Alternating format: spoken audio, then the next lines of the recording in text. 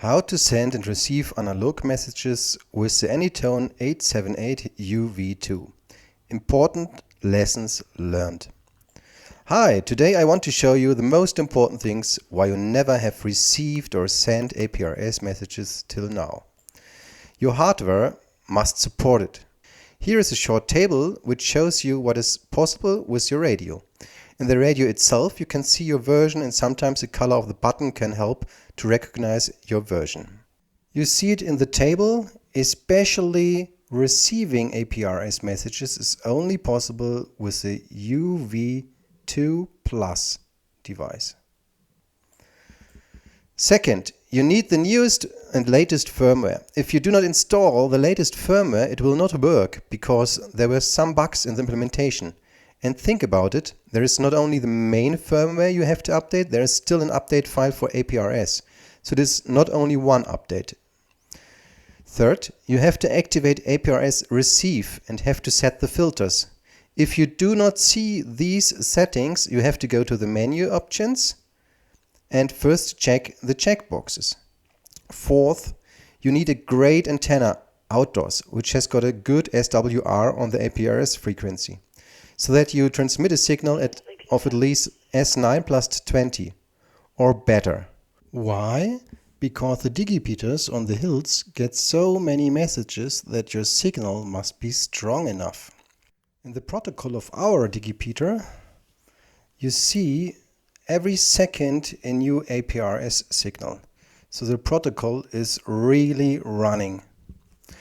Moreover, to receive APRS, your bandwidth must be set to 25K in the channel, else you will receive never anything. You will receive nothing.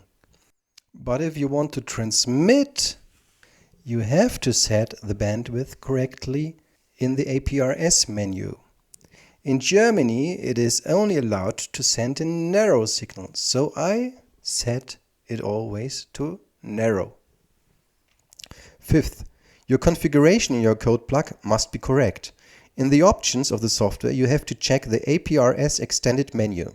You have to enter your number for this device, for example, -7, for sending and receiving, else the radio will think the message is not for you and it will never pop up.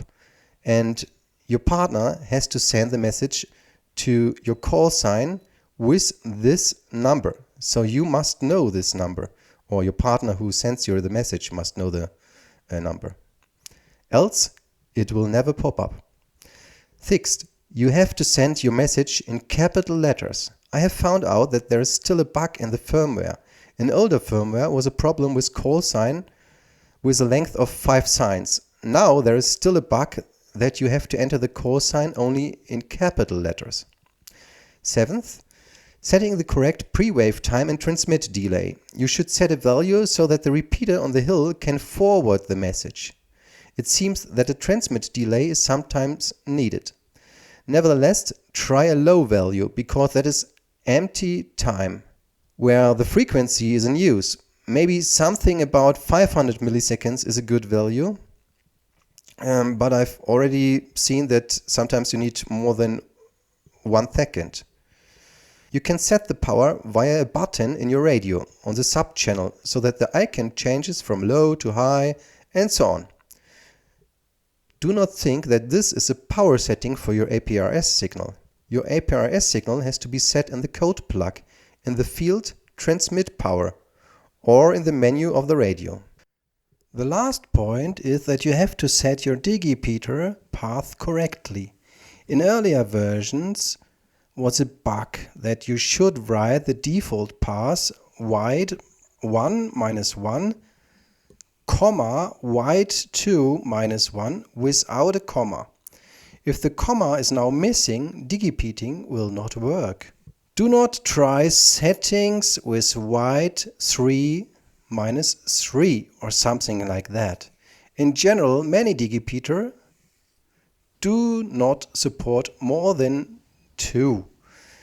Many Digipeaters do not support messages from the internet, so do not try any big wide settings.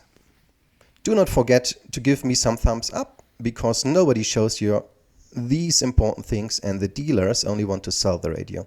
Do not forget to subscribe my channel for the next tips and tricks, and have fun with our hobby. 73, your Delta Charlie 3 Tango Bravo -7.